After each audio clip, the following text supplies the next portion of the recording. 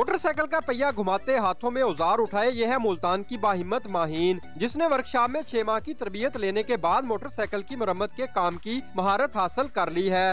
ماہین کا کہنا ہے کہ شوق میں موٹر سائیکل کی مرمت کا کام سیکھا تھا، مگر انٹر کے بعد نوکری نہ ملی تو شوق کو ضرورت میں بدل دیا۔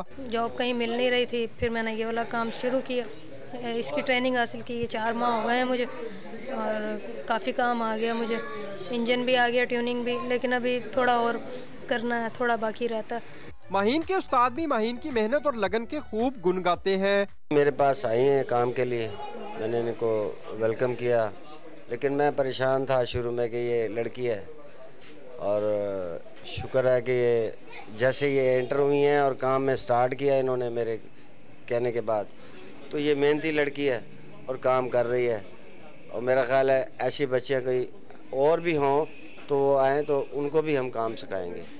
ماہین نے انٹر کرنے کے بعد کمپیوٹر کورس اور شیف کا کورس بھی کیا، لیکن اپنے شوق کی تکمیل کے لیے موٹر سائیکل مکینک بن گئی۔ ماہین جیسی باہمت خواتین پاکستان کا سرمایہ ہیں۔ کیمرامین کیسر سردار کے ساتھ تاثر سبحانی، ڈان نیوز، ملتان۔